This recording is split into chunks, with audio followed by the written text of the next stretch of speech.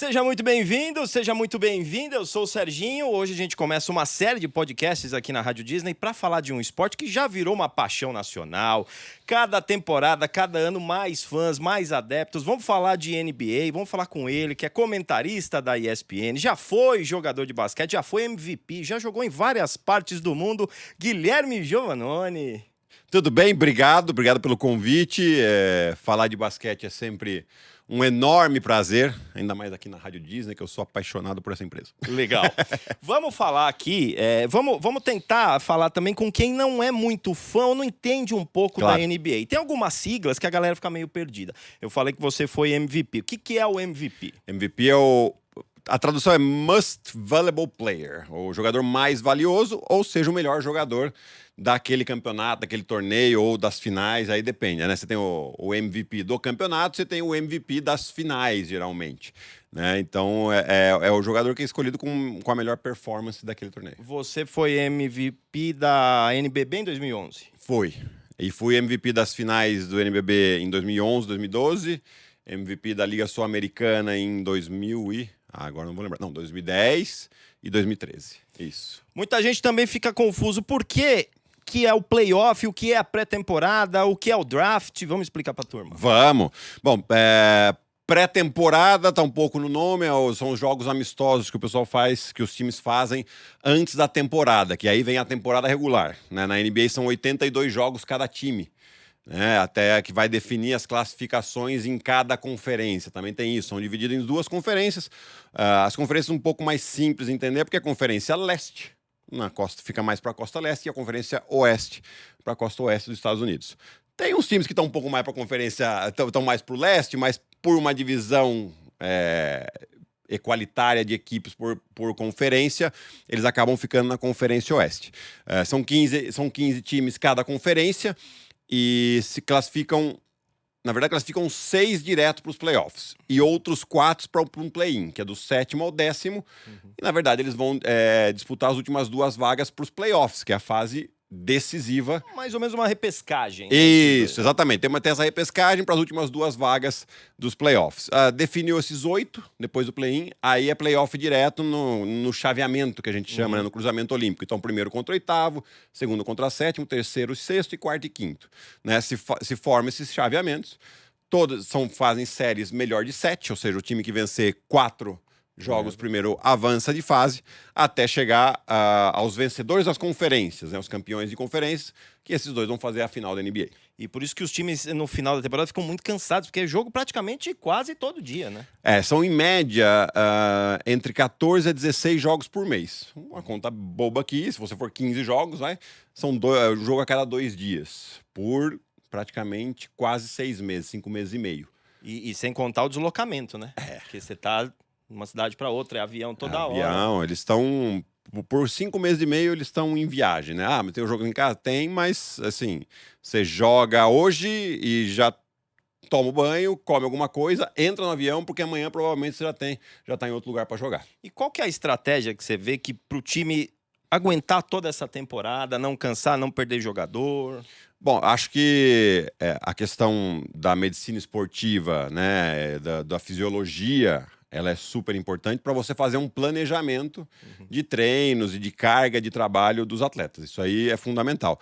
Depois, claro, tem a parte do técnico também, de fazer uma rotação, de usar uma rotação grande dos jogadores, né? A gente sabe que tem 5 titulares, o basquete não tem limite de troca, você pode trocar o quanto você quiser os jogadores.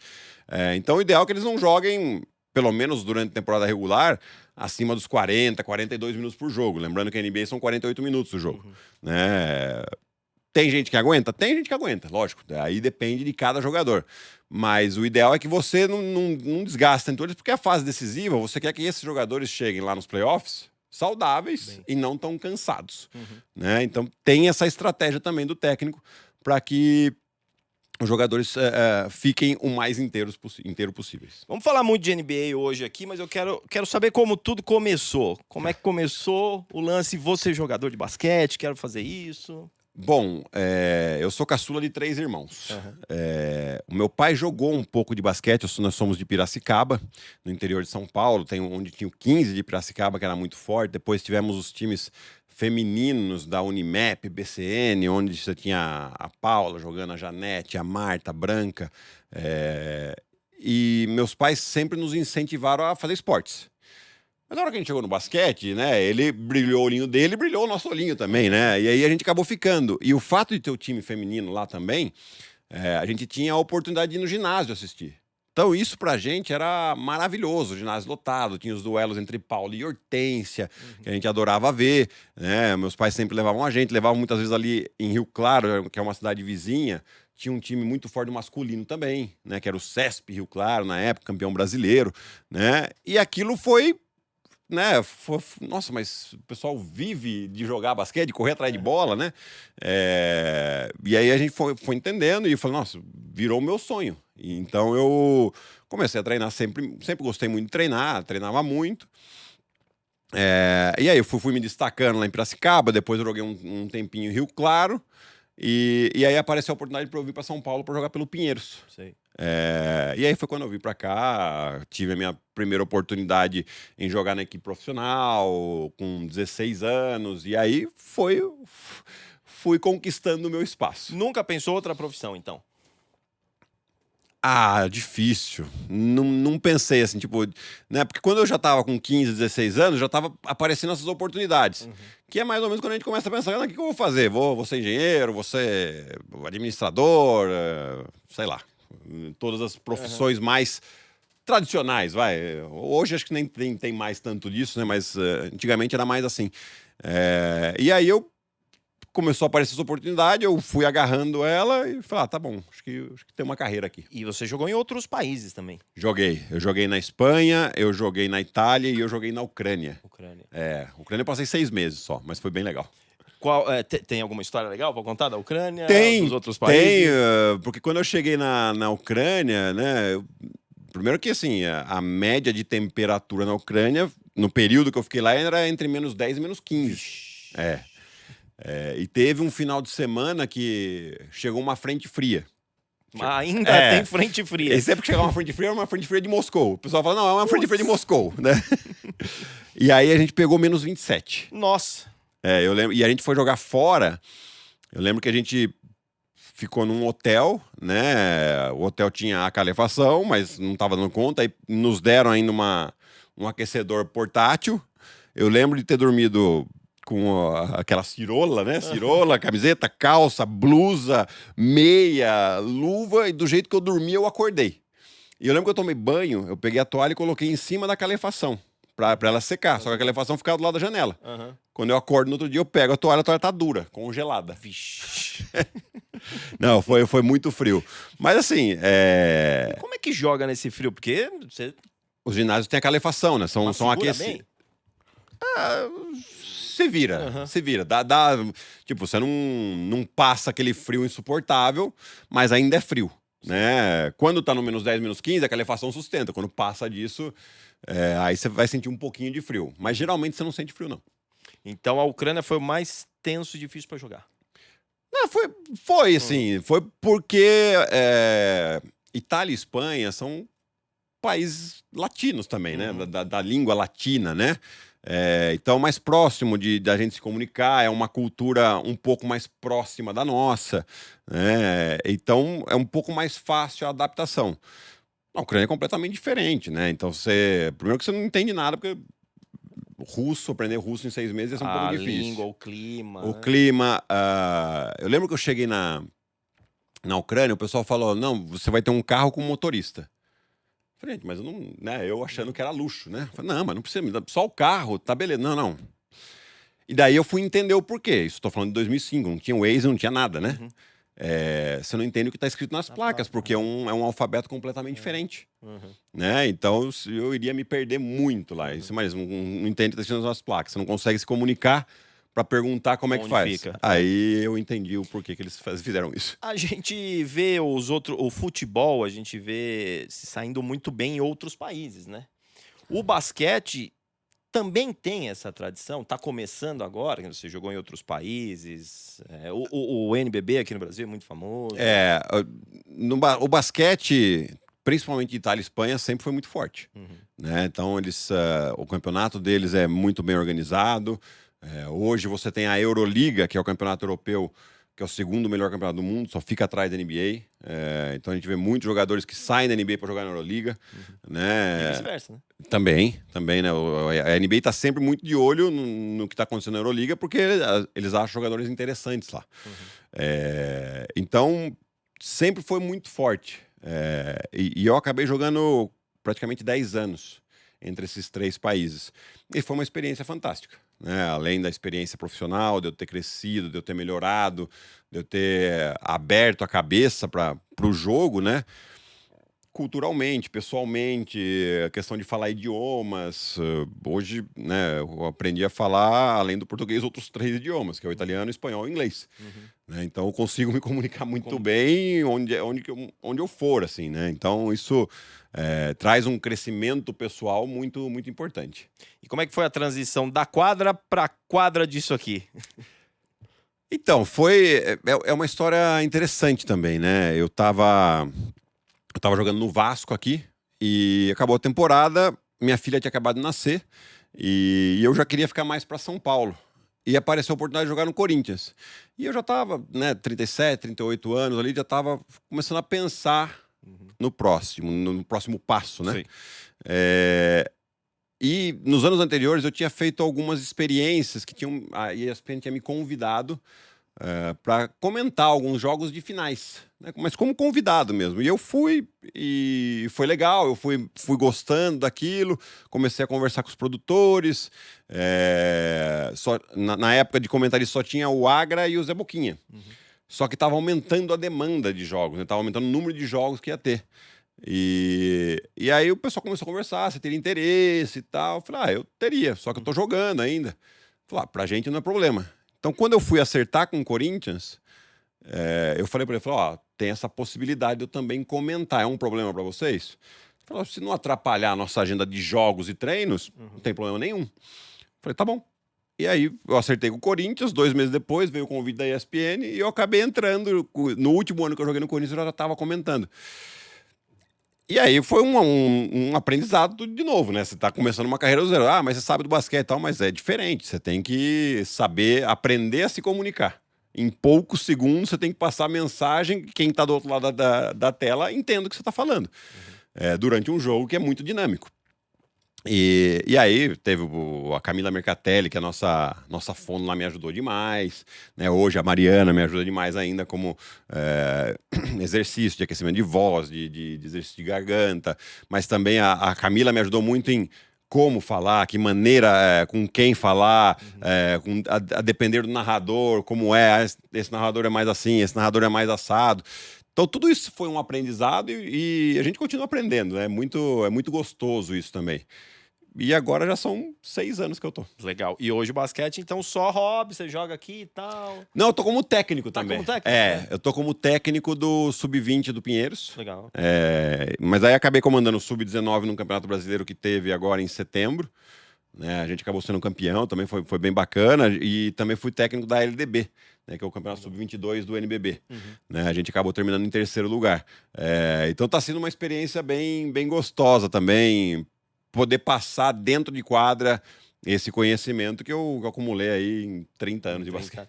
Vamos falar então da NBB. A NBB, como que você acha? Como você vê a NBB hoje?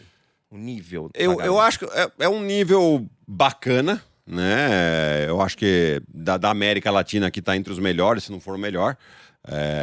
Eu acho que, né, o campeonato ele é muito bem organizado desde o começo. Acho que tem sempre uma participação muito ativa dos clubes na tomada de decisão, e isso é importante, né? Trazer as dores dos clubes para essa tomada de decisão, ela é sempre muito importante.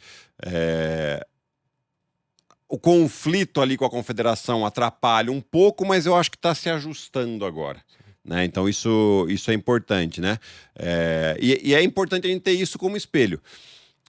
O que eu vejo assim de próximo passo que poderia melhorar, né, é o fora de quadra, né?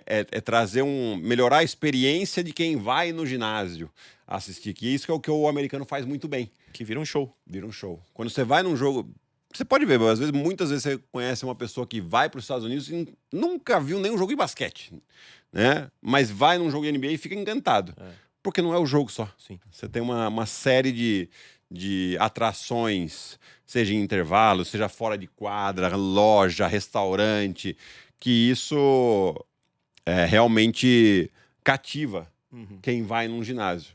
Ah, mas a estrutura deles é melhor. Lógico, mas a gente tem que trazer para nossa realidade. Sim. Dentro da nossa realidade, fazer uma experiência melhor para quem vai. É que não passa, é que na hora que tá o intervalo, tá rolando brincadeirinha, vem o mascote, todo mundo brinca aqui. Isso não passa. Deveria passar um pouquinho, né? Uns melhores momentos pra galera ver como é, né? Exato. E tirando o seu time que você treina, qual é um time que te chama a atenção aqui, né, NBB? Bom, a gente tem Franca, que é o atual tricampeão, né? Vem fazendo um trabalho muito interessante nos últimos anos, né? Tem um patrocinador forte, eu acho que tem feito esse trabalho bem legal. O Flamengo sempre muito forte, né? Vem sempre brigando por títulos. E o Minas vem fazendo um trabalho bem interessante nos últimos anos também, né? Eles acabaram conquistando uma Copa Super 8, acredito. Eu não vou lembrar qual ano agora, mas eu sei que eles conquistaram e eles têm um projeto bastante sólido. O Minas é um clube, assim como o Pinheiros e o Paulistano, que são clubes sociais, né? Mas que tem um apelo muito forte no esporte de alto rendimento. Né? Eles têm um investimento muito grande no basquete e isso é bem interessante a gente acompanhar. E quando você tá treinando, você vê da base ali, como você identifica que aquele jogador vai pra frente? Você fala, meu, isso aqui é bom, hein? São algumas características, né? O basquete, é claro que a gente olha muito a questão da altura, do físico, mas também eu acho que, principalmente, a dedicação. A gente vê o jogador que quer mais, assim, né? No sentido de... A gente chama de rato de quadra, né? Fica lá treinando, além do que é o treino só da equipe, fica mais tempo treinando, se interessa, quer saber o que precisa fazer para melhorar, né? Eu tenho um olhar muito mais interessado no cara que talvez o talento dele não seja gigantesco, mas ele tem um talento, mas a dedicação dele do que o cara que é, às vezes, muito talentoso, mas, não, eu não preciso. Pro esporte coletivo, eu dou muito mais importância nisso aqui. No coletivo. Muito se falou agora na Olimpíada, né? Teve o jogo do Brasil contra o Dream Team dos Estados Unidos, né? Como é que você viu esse jogo? O que você achou desse jogo? O que poderia melhorar ali? O que faltou ali? Eu acho que de qualquer jeito os Estados Unidos ia ganhar. Né? Não tem como, né? Porque a gente viu, principalmente o que o Curry fez na final lá contra a França, o que eles fizeram contra a Sérvia, que foram jogos muito duros, né? Mas o time dos Estados Unidos é o melhor. Eu só acho que o Brasil jogou muito de peito aberto, assim, né? Acho que teve uma estratégia um pouco mais conservadora, vamos colocar aí. O que eu quero dizer com isso, né? Não querer jogar tanto no mesmo ritmo que os Estados Unidos joga. Porque eles são os melhores do mundo por causa disso também. Né? Então, jogar um pouco mais controlado. Controlado, um ritmo mais controlado.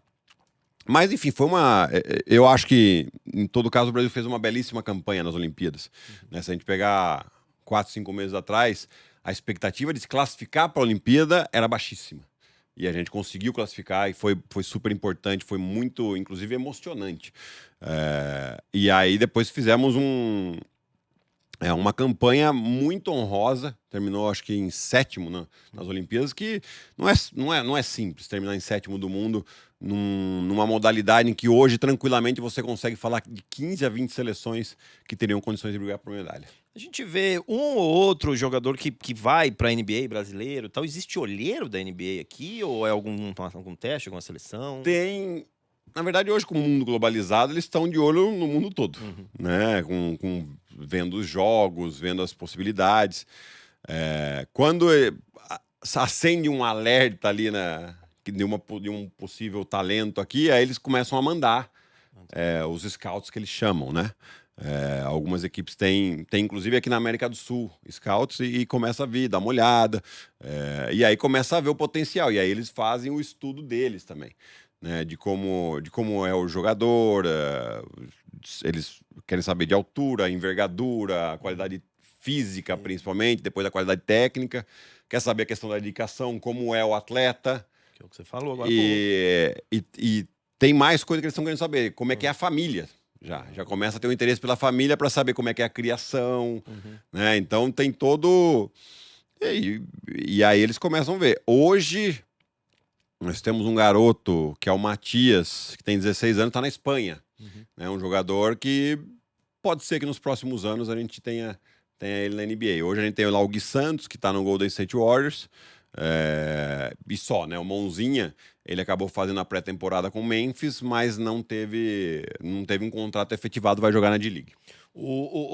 Você acha que chegando lá é pedreira? Por que o americano é bom no basquete? Qual que é a tradição? Por que você acha que, desde lá, por quê? Porque, primeiro, que é um esporte que eles culturalmente são apaixonados, tem muita gente jogando, né? Então, você vê, se você pegar só o mundo universitário, né? Que é ali entre 18, 19 até os 23 anos, só de primeira divisão são cerca de 300 universidades, primeira divisão. Aí você tem a segunda divisão, você tem o Junior College, né? Depois você tem ainda o High School, que é o passo antes, né? Que deve ter milhares.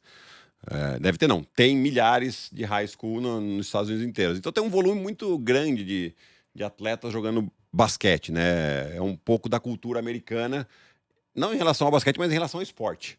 Então todo mundo, o esporte está na escola e isso faz a diferença, porque você do volume você tem a competitividade, a concorrência, e dessa concorrência sai a qualidade. Então eles acabam...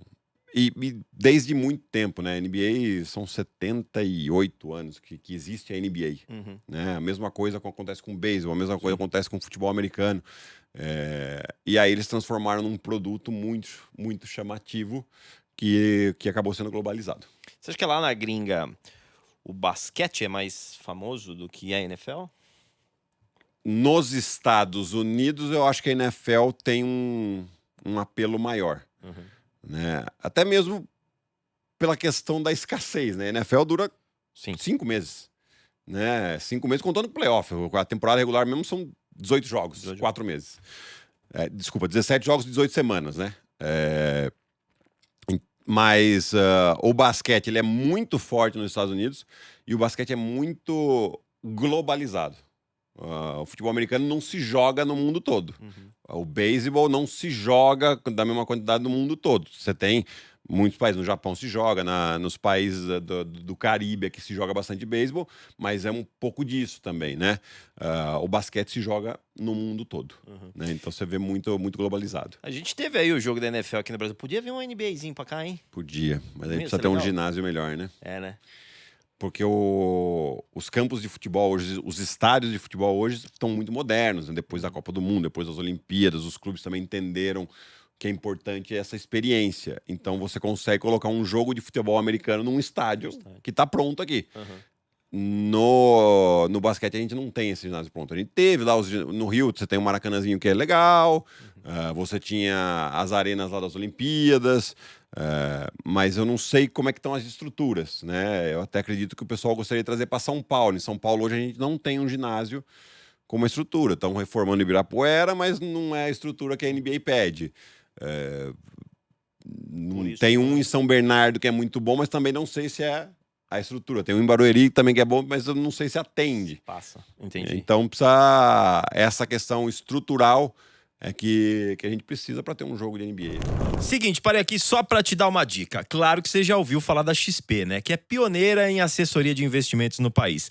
Mas sabe por que esse sucesso todo? Por causa do Fator XP. O Fator XP é a experiência de mais de 20 anos de mercado aliado à excelência da assessoria que foi eleita pelo 6º ano consecutivo como a melhor do Brasil. Tem os especialistas mais qualificados cuidando da sua vida financeira. Acesse agora xp.com.br e abra já sua conta. Vamos falar então de NBA. Para quem também não é muito familiarizado, a gente tem todo ano, antes da temporada, o draft. Né? A gente tem todo o draft que a gente sabe que, como ele falou, que pega das universidades, busca aqui. Então o draft, conta o que é o draft pra galera. O draft é uma forma que a NBA criou para que se haja sempre um equilíbrio, né? Que as equipes que não vão tão bem possam ser reforçadas através de jovens talentos. Né? Então, a maioria dos jogadores ainda vem do college, da universidade americana, mas hoje está muito globalizado. Né? Então, se pegar o Victor Wembanyama, veio do campeonato francês, um atleta de 2,24 m, extremamente talentoso. Vai dar muito trabalho ainda. Vai. Dar muito trabalho ainda. Então, eles criaram esse sistema que os piores times da temporada têm as melhores escolhas. Com o passar dos anos, eles foram melhorando. Porque acontece? O time já via que não tinha mais chance de classificar, começava a perder de propósito, porque não tinha um sorteio e acabava com a melhor escolha. Né? Então, e aí os jogos ficavam meio assim, né? Aí como é que eles fizeram para acabar com isso? Os piores têm a maior chance. Então, eles fizeram uma espécie de um sorteio. Tem lá um sistema que eles, enfim, definiram, desenvolveram um sistema de sorteio para que isso pudesse ficar melhor. Então, os 3 piores times têm a maior chance, mas não é uma chance assim de 30%, não, é uma chance de 14%, né, de cada desses 3 piores. Aí você tem que vai até o 14º pior. Né? Então, são o que a gente chama de loteria, são os 14 piores times. Estão na loteria ali para ver quem pode ser. Até o 14º tem a chance de pegar a primeira escolha. É muito menor? Mas tem essa chance. Então, eles fazem esse sorteio e aí define a ordem das escolhas para escolher. E aí vão escolhendo quem acha que é melhor, né? Você acha que um é melhor, eu acho que é o outro. Sim. E assim por diante. Às vezes tem umas unanimidades, como o Victor Wembanyama da vida. Como na próxima temporada tem um atleta que se chama Cooper Flagg. Ele está sendo uma grande sensação, que possivelmente vai ser a primeira escolha. Você gostou do draft desse ano? Não. Não? Não. Por quê? Acho que não tem tanto talento. Né? É um draft, o pessoal até fala que é a classe do draft que um pouco mais fraca, né? E, enfim, agora a gente vai saber se realmente era isso ou não, enquanto vê esses garotos jogarem. Vamos analisar, então, a pré-season. O que você achou dos times na pré-season? Olha, eles fazem muitos testes, né? Então, assim, a gente não consegue ter um parâmetro real de ver o time, mas o que a gente vê é contratações, como é que o time joga, ou eventualmente um jogador, um novato, quanto de espaço ele já teve nesses jogos de pré-season. Isso é importante de ver, né? Acho que a Conferência Oeste é muito difícil a gente dizer. Eu posso falar, eu acredito que o Oklahoma vai muito bem, já foi o primeiro no ano passado e se reforçou. Acho que é um time que tem tudo para se confirmar, mas pode acontecer de Denver, que foi campeão 2 anos atrás, se ajustar. O Lakers, que tem o LeBron James ainda, teve uma mudança de técnico agora. Na Conferência Leste, acho que as coisas estão um pouco mais claras, né? Boston, que é o atual campeão, continua como favorito. Você tem o Philadelphia, que se reforçou muito, o New York Knicks se reforçou muito, e o Milwaukee Bucks. Eu acho que é difícil fugir desses 4 aqui, né? Então, mas no Oeste você tem aí tranquilo 6, 7, 8 times que podem brigar lá em cima. Tem algum time que você vê que esse aqui pode ser um azarão hoje pra galera, mas que pode dar trabalho lá na frente? Eu acho que Memphis, que na temporada passada teve muitos problemas, né? O Ja Morant, ele teve problemas de suspensão, aí eles tiveram lesões de 3, 4 jogadores principais que ficaram muito tempo fora, e tá todo mundo voltando agora. Né? Tem um técnico muito bom, um time que defende muito bem, e que 3 anos atrás terminaram em segundo na Conferência Oeste na fase de classificação. 2 temporadas atrás terminaram em terceiro, ou seja, um time sempre muito competitivo, e não mudou muito esse time do que era aquilo lá. E ao contrário, um time que você vê que todo mundo fala, é favorito aqui, ó, mas que se não tomar cuidado vai... Eu acho que na Conferência Leste, Filadélfia, que tem sempre muito problema de lesão. Então eles trouxeram o Paul George, ainda tem o Embiid, mas tem sempre muito problema de lesão. E na Conferência Oeste, eu acho que Dallas pode ser esse time. Dallas chegou na final da temporada passada, eles trouxeram o Klay Thompson, mas eles têm uma questão defensiva ali que eu não sei como é que eles vão resolver. Você acredita que hoje o Celtics é favorito? Acredito, porque assim, eles mantiveram praticamente o mesmo time que foi campeão. Não é um time velho, né? É um time ainda que tem muita lenha para queimar. Tem um problema de lesão do Porzingis, mas que não vai ficar a temporada toda fora, vai ficar uma parte da temporada fora. Mas principalmente, além do entrosamento e de ser um time muito forte, é o time que já não tem mais aquela pressão, vocês têm que ganhar. Eles estavam com essa pressão já há alguns anos. 18. Agora ganharam, então assim, tem um pouquinho menos de pressão. Eles já não jogam mais com aquele elefante nas costas que a gente fala, né? Não, agora tá mais leve, eu acho que pode ficar ainda melhor esse time. Vamos analisar alguns times. Eu sou muito fã do Clippers, perdeu o Paul George agora. Individualmente, você vê que tem umas extremas quando joga junto. Eu acho que os Clippers... Eu não vou falar que vai ser a decepção, porque eu não tô esperando muita coisa, não. Além deles perderem o Paul George, o Kawhi, que é o outro principal jogador, tá machucado. Sempre, né? Sempre, é impressionante. Então, eu não vejo muita expectativa para esse Los Angeles Clippers. Não. Apesar de eles estão estreando esse ano o ginásio mais moderno de toda a liga. Ginásio espetacular, que o Steve Ballmer, que é o dono lá, que acabou construindo. Eles compraram, na verdade, o Forum de Inglewood, que era onde o Lakers jogava nos anos 80. Ele comprou e, na verdade, colocou para baixo e fez outro. Né? Então ele fez um ginásio completamente novo. Mas o time, não sei, eu não tenho muita expectativa, não. Eu sempre torço, sobe como nunca, cai como sempre. É verdade. E o Lakers, muito tá se falando nessa temporada, o Lakers tem o LeBron e tem o Bruno, que é o filho dele, né? A temporada começou nesse mês, já não jogou tão bem o Bruno. Eu acho que o Bronny, ele vai jogar um ou outro jogo aí para dizer que jogou com o pai, mas eu acho que eles vão colocar ele pro time da D-League, né, que é o time da Liga de Desenvolvimento. É um jogador que ainda não está pronto para esse nível, né? E tem um outro fator. O Lakers é um time, por ser o segundo em títulos, né? O Boston é o primeiro com 18 e o Lakers é o segundo com 17, é um time que sempre tem muita pressão por vencer. Então eles não têm muita paciência com o jovem, para desenvolver os jovens. E ali você está com o LeBron, você está com o Anthony Davis, tem essa pressão por ganhar ainda. Eu acho que ele não tem espaço ali nessa rotação dos 8, 9, 10 jogadores do Lakers. O Magic Johnson até deu uma entrevista falando que ele não está preparado ainda, né? Acho que não. Acho que precisa de um tempinho aí para ele se desenvolver. Precisa ter um pouco de paciência com ele. Última temporada do LeBron? Não.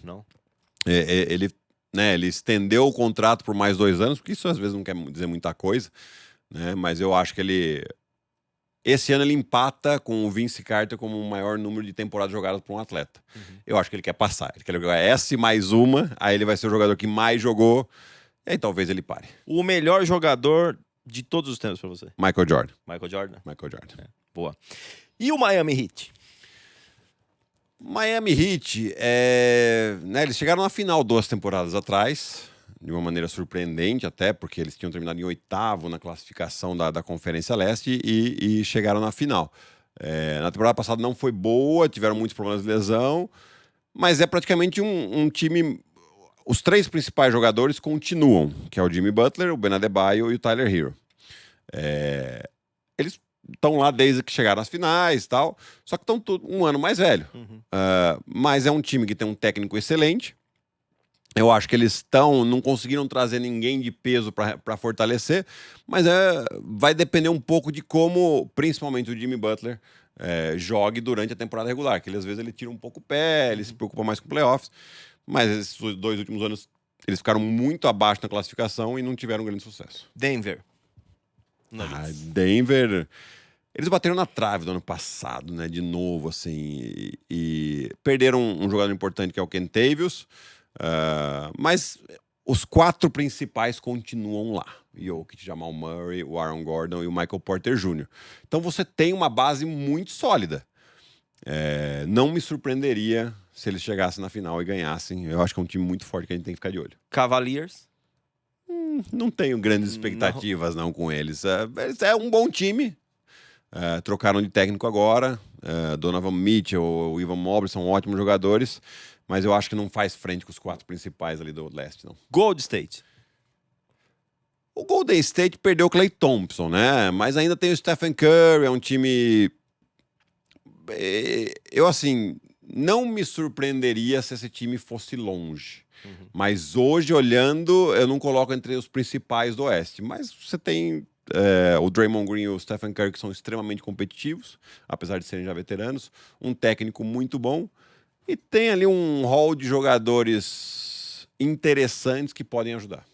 Antigamente aqui no Brasil a gente via muito falar de Charlotte Hornets, Orlando Magic, Chicago Bulls. Esses times hoje.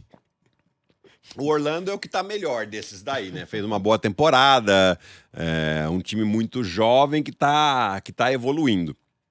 Agora, Chicago Bulls e Charlotte Hornets, sem muitas expectativas para eles, não. Eles devem estar lá embaixo. Talvez o Chicago ali brigando por uma situação de repescagem lá do play-in.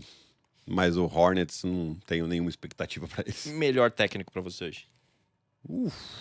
Acho que eu vou ficar entre o Michael Malone do Denver e o Eric Spoelstra do Miami Heat. Miami Heat. Agora eu quero que você escolha o MVP. Esse ano? Você. Eu acho que o Shai Gilgeous-Alexander, do Oklahoma City Thunder, ele foi o segundo mais votado na temporada passada, ficou só atrás do Jokic, que ganhou. É um jogador jovem que tende a continuar jogando no alto nível que ele está jogando, num time que tem uma boa chance de ficar em primeiro na Conferência Oeste. Eu vou apostar nele. Boa. E você também tem um blog. A gente tem um podcast. Um podcast. Isso. Que é o DR. Isso, Papo DR, que sou eu e minha esposa. Minha esposa também é influenciadora de basquete. Legal. Faz muita coisa com a NBA Brasil. Hoje ela tá com um texto também, um texto e vídeo no UOL também, né? E a gente tem esse podcast que é diário. A gente fala que é 20 minutos, mas sempre meia hora, né? Que a gente fala um pouco do que acontece no dia a dia, mais de NBA, né? Enquanto não estava a temporada de NBA, a gente falou de bastante NFL, a gente às vezes dá uma puxadinha, fala alguma coisa de futebol, né? Apesar de a gente não acompanhar tanto, mas a gente fala de esportes em geral. Obviamente, a temática é o basquete, a temática é NBA. Mas a gente puxa de fatos relevantes. Então, todo dia, de segunda a sexta, a gente tenta soltar de manhã, que às vezes a gente não consegue gravar de manhã. Mas aí sai um pouquinho mais à tarde também. Mas está lá no Spotify, está no YouTube também, Deezer, enfim, nos principais agregadores de podcast. Boa. E a preparação para você antes de entrar em quadra na ESPN? Tem alguma coisa que você faz e fala, tem que fazer isso aqui? Estudar, né? Eu acho que pegar os times que vão ter jogo naquele dia, né, dar uma repassada nos últimos resultados, ver a condição física dos jogadores. Eu, particularmente, gosto de pelo menos ver um pedaço de um jogo para eu ver o que eles estão fazendo taticamente, né, de cada time. Como eu acho que a melhor coisa é aquilo que a gente faz lá, até a gente conversa com o Ari, né? Tipo, o pessoal me pergunta como é que é a preparação? Eu falo, gente, é acompanhar todo dia. Todo dia. Um pouquinho, a rotina minha do café da manhã é eu acordar, pegar a minha tacinha de café e ver o resumo dos jogos do dia anterior. Né? Então isso eu já tenho uma noção do que está acontecendo. Né? Depois, claro, eu vejo muito jogo, então já vou tendo ideia de como jogam as equipes. E aí a gente tem as informações que o sistema da ESPN traz para a gente muita coisa. Né? Então isso nos ajuda também para trazer o melhor entretenimento possível para o fã de esporte. E você, nesses anos todos, aí aconteceu alguma coisa engraçada, alguma coisa mais tensa durante as transmissões? Olha, aconteceu, tem uma história, a gente foi cobrir as finais em loco de 2022, entre Golden State e Boston. E aconteceu que eu tava com o Rômulo naquela época, e o Rômulo pegou Covid. Né? E ele acabou ficando em Boston, a gente foi para São Francisco, ele não podia viajar, só que ele ia fazer a narração de Boston, através do sistema que a gente aprendeu muito na pandemia, né? Cada sistema fez remoto. da sua casa. Isso. Só que aconteceu que no começo do jogo, a internet do Rômulo caiu. Ixi. E o produtor chega para mim e fala no ouvido, vai, Gui. Quase que eu respondo para ele no ar, vai aonde, né? E eu comecei a narrar o jogo. Eu não tenho a expertise de narrar, acho que até eu admiro muito os narradores, porque é difícil, né? Só que ele foi falando para mim, e eu comecei a narrar do jeito que deu ali. E ele falava para mim, não precisa narrar, mas eu não estava escutando, porque eu tava tenso ali, né? Muito tenso. Aí eu chamei a Alana, que estava com a gente à época, para ela fazer um comentário. No que ela estava fazendo um comentário, ele falou, não precisa narrar. Vai conversando, conversa com a Alana, conversa com o Mendel. Vamos, que a gente tá ajeitando aqui. E aí, beleza. Aí eu comecei a conversar e tal, e aí entrou o Matheus, que estava pronto, que era de backup nosso. Aí o Matheus entrou, aí foi, mas foi 1 minuto que pareceu 1h30, né? Eu acho muito legal porque a energia que vocês têm, a química que vocês têm, as brincadeiras que, né, a gente tava falando do show que se faz na quadra, vocês dão um show entre vocês, fica muito mais legal, as piadas. É verdade. Nada é combinado, é óbvio. Não, e o Ari tem a quinta série dentro dele, né? E eu me divirto com o Ari, a gente tem uma química muito interessante, assim, né? E de tanto trabalhar junto, já é um amigo pessoal muito querido, né? Então a gente já, muitas vezes, né? A gente ou faz a piada, ou faz um erro, e a gente começa a rir. Sim. A gente começa a rir e não para, e às vezes é difícil. Porque também tem isso, é claro, a gente quer trazer o maior profissionalismo possível, é claro que é isso, né? E a gente traz as informações, a gente se prepara muito, só que a gente sempre tem que lembrar, é um entretenimento, né? A gente traz com seriedade, tem um momento de fazer a brincadeira e tem um momento de tipo, passar a informação legal pro telespectador. E eu acho que essa ideia de mesclar isso funciona muito bem. Né, o pessoal gosta bastante e tem que lembrar, é um trabalho sério? Mas é entretenimento. Boa. E este entretenimento você confere nos canais ESPN e também no Disney Plus. Guilherme Giovannoni, obrigado. Eu que agradeço. Papo, e a gente se vê nas quadras da NBA aí, né? Quer dar um recado pra turma aí? É isso aí, toda quarta, sexta e sábado tem jogo da NBA na ESPN, né? Quarta e sexta geralmente são rodadas duplas, né? Também, porque, além do convite do Papo DR, eu quero fazer o convite pro outro podcast que a gente faz na ESPN, que é o Na Quadra. Eu e o Ari toda sexta-feira, por volta de 6h30. É que tem dia que depende da escala um pouquinho lá, mas ali um pouquinho antes da rodada dupla, a gente faz o Na Quadra também para fazer um repasse do que aconteceu na última semana da NBA. Obrigado. Obrigado vocês. É isso.